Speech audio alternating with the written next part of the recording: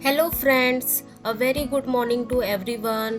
तो आज जो मेरी नींद खुली थी वो थी सुबह के 5 बजे, क्योंकि प्रीवियस वीडियो में मैंने बताया हुआ था कि मैं लेट नाइट सोई थी 11:30 तक। तो इसी वजह से आज मैंने सुबह 5 बजे का अलार्म लगाया हुआ था।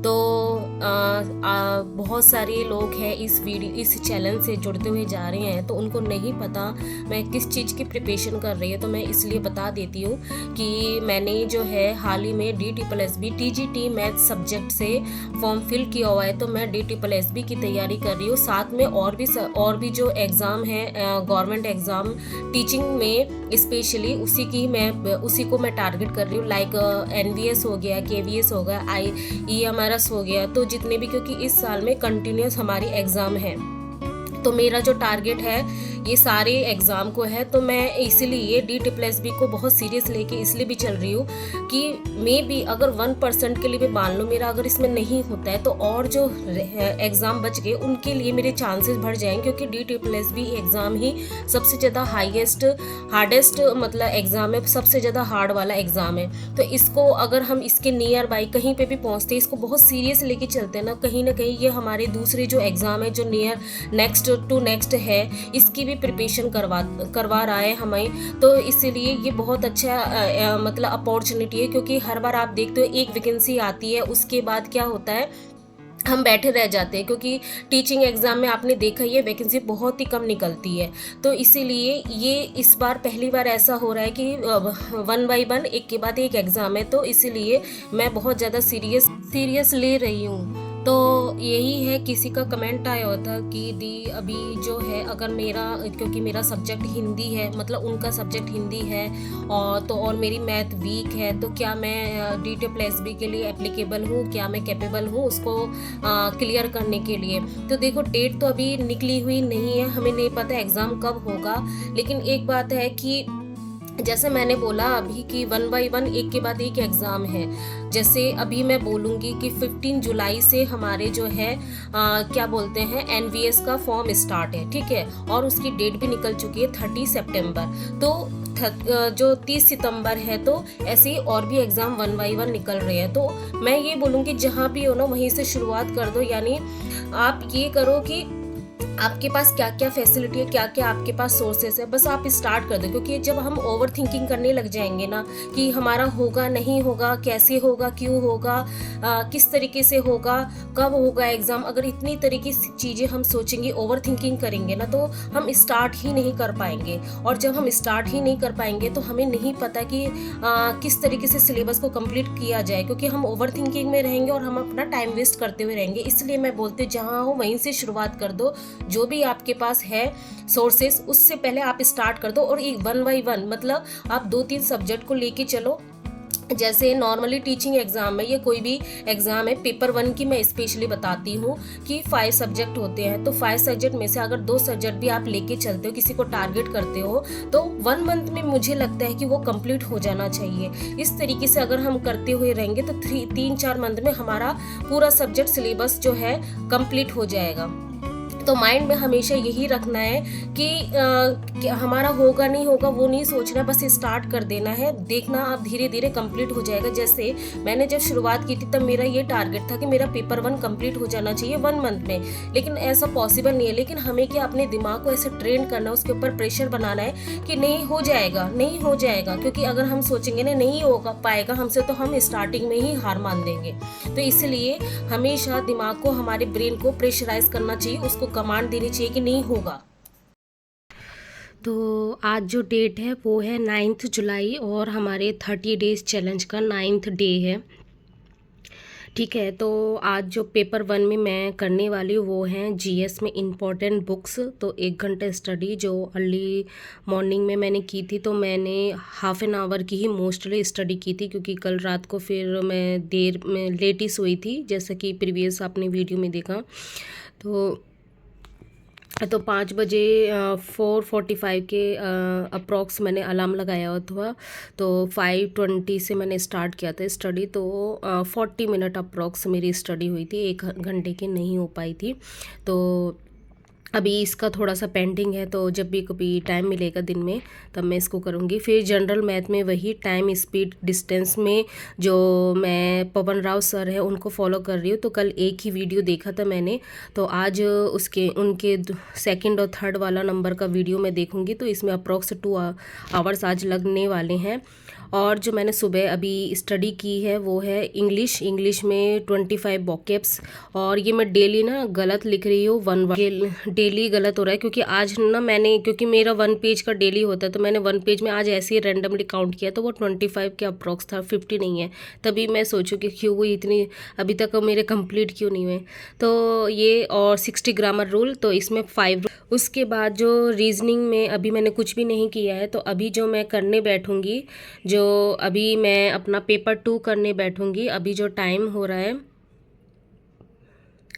तो मैं अभी पेपर 2 में पार्शियल डिफरेंशियल इक्वेशन करने वाली हूँ। इसके ओनली 3 या 4 वीडियो ही बचे हुए हैं जो कि छोटे छोटे ये 15-20 मिनट के होंगे, तो 1.5 घंटे में आराम से हो जाने चाहिए। तो इसको करती हूँ मैं अभी। और रिलेशन में रीजनिंग में आज ब्लड और रिलेशन और डायरेक्शन और डिस्टेंस इन दोनों को ही पिकअप किया, लेकिन ये मैं तब करूँगी जब मेरे पास टाइम बचेगा। और सुबह मॉक टेस्ट भी दे चुकी हूँ मैं, इंग्लिश, हिंदी और रीजनिंग का दिया हुआ था मैंने, तीनों सब्जेक्ट का। ठीक है, तो ये मेरा सुबह का ये भी हो चुका काम। तो अब मुझे क्या करना है, पार्शियल डिफरेंशियल इक्वेशन पेपर 2 में रियल एनालिसिस और लिमिट और फंक्शन करना है, और मुझे जनरल मैथ करना है। रीजनिंग मैं तब करूँगी जब मुझे टाइम बचेगा, क्योंकि इसमें कितना टाइम लगने वाला है कुछ नहीं पता। रियल एनालिसिस का जो मैम की जो मेरी लाइव क्लास मेरी जो मैंने जो बैच ख़रीदा हुआ है उससे मुझे देखना है। ठीक है, तो उसमें भी काफ़ी टाइम लगने वाला है। और लिमिट और फंक्शन इसको आज देखती हूँ कितना फिनिश कर पाती हूँ, क्योंकि इसको जल्दी से जल्दी फिनिश करने के बाद मुझे फिर कैलकुलस स्टार्ट करना है। ठीक है, तो आज का मेरा शेड्यूल ये है। तो इसी तरीके से फिर अगर हम सब्जेक्ट अपने मैथ को लेते हैं, जनरल मैथ की मैं बात करी, क्योंकि ये सबका होता ही है, ये करना पड़ेगा ही आपको।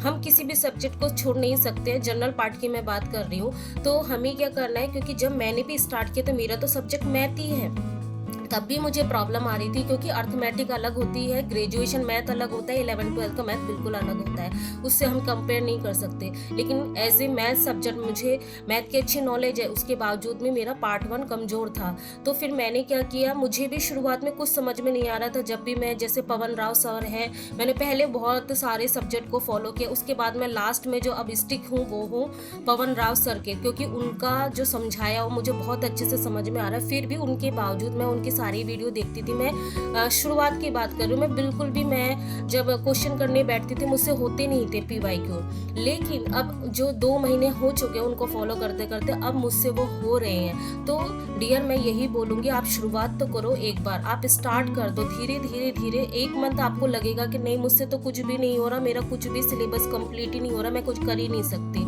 लेकिन डियर धीरे धीरे धीरे कंसिस्टेंसी अगर हम बनाए रखेंगे ना, तो देखना आपका धीरे धीरे होगा। अभी मेरा, जैसे मैं अपना एग्जाम्पल, क्योंकि आप मुझे देखते हो कि मैं एक नॉर्मल पर्सन हूँ, ऊपर से हाउसवाइफ भी हूँ और अपने बच्चे को पढ़ाती भी हूँ और खुद भी पढ़ रही हूँ, और घर का सारा काम मैं खुद से ही करती हूँ। मेरे ने ना तो कोई मेड आती है, सारा काम मुझे खुद को देखना पड़ता है।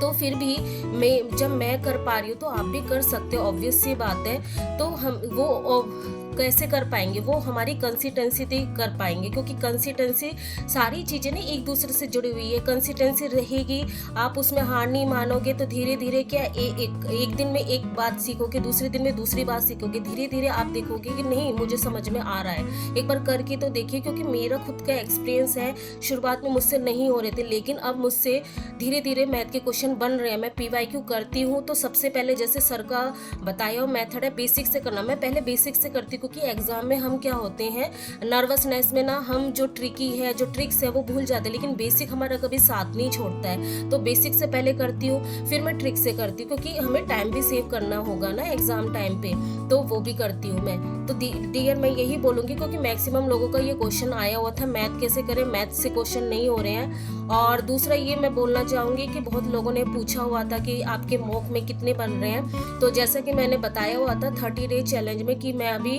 कोई भी मॉक नहीं दे रही हूँ, जो भी मॉक दे रही हूँ वो है जैसे टेक्स्ट बुक ऐप से, तो उसमें पूरे सब्जेक्ट का तो मैं नहीं दे रही हूँ, मतलब जनरल पार्ट का जैसे होता है ना कंबाइंड 5 सब्जेक्ट में, ऐसा भी मैं दे नहीं रही हूँ, एक एक सिंगल सब्जेक्ट को लेके दे रही हूँ। तो उसमें तो मार्क्स सही बन रहे हैं, ऐसा कोई बुरे मार्क्स नहीं बन रहे हैं। लेकिन जब भी मैं जैसे पूरा जनरल पार्ट का जब भी मैं दूंगी तो आपको बताऊंगी। तो जो मैं जिस पर स्टिक थी वो थी 50 to 55 ऐसे ही मेरे मार्क्स आ रहे थे। तो मॉक्स में मेरे इतने ही मार्क्स आ रहे थे पहले। अभी मैं पूरा कंबाइंड वे में नहीं दे रही हूँ, लेकिन जब भी मैं दूंगी आपको ज़रूर इन्फॉर्म करूँगी।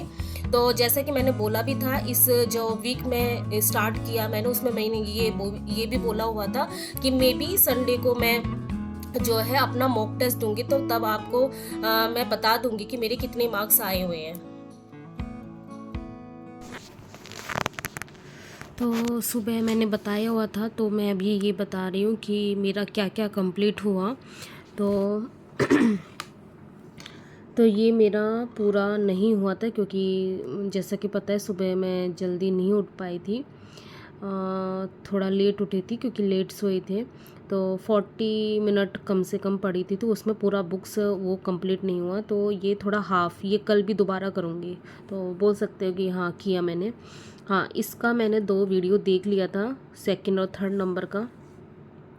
ये भी पूरा हो चुका था डेली का। 60 ग्रामर रूल में 5 रूल मैंने स्टार्ट किया कल।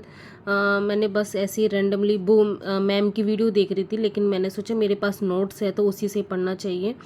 जिसमें मुझे रूल समझ में नहीं आएगा, जो मेरा नोट्स बना हुआ है मैंने KVS के टाइम पे पिछले साल बनाया हुआ था, ये 60 ग्रामर रूल, ये है रानी मैम के, इंग्लिश विद रानी मैम, उनका है ये रूल, वीडियो है उनका उनके चैनल पे। ओके, तो उनके डेली के 5 रूल्स करने हैं मुझे। जो समझ में नहीं आएगा फिर मैं वीडियो के फॉर्म में उनको देख लूँगी। ठीक है, ये भी कंप्लीट हो गया था। रीजनिंग के ज़्यादा क्वेश्चन नहीं हो पाए थे। ठीक है, ये क्वेश्चन नहीं हो पाए थे। और मॉक मैंने दिया था। ठीक है, पार्शियल डिफरेंशियल इक्वेशन कंप्लीट हो चुका है, लेकिन इसमें बहुत लेंदी क्वेश्चन है, तो इसमें बहुत बोरिंग लग रहा था। तो जो हमारी PYQ जो बुक है मेरे पास यूथ पब्लिकेशन की, तो आज तो सर के जो वीडियो हैं उसमें से, मतलब जो यूट्यूब में जो हैं उनके वीडियो देखे थे तो बहुत बोरिंग लग रहा था, थोड़ा थोड़ा करके देखा तो मैक्सिमम ये हो चुका है ना। तो कल डिफरेंशियल इक्वेशन स्टार्ट करेंगे। फिर रियल एनालिसिस ये अभी भी चल रहा है। ठीक है, ये तो चलेगा ही, ये तो बहुत बड़ा है चैप्टर है। और लिमिट और फंक्शन में थोड़ा बहुत ही किया था, ज़्यादा कुछ नहीं किया, तो इसको मैं फिर दोबारा कल लेके चलूँगी। ठीक है, तो अप्रॉक्स सारे जो मेरे टारगेट है वो हो गए थे। ठीक है, तो फिर मिलते हैं नेक्स्ट ब्लॉग में, तब तक के लिए गुड नाइट, बाय।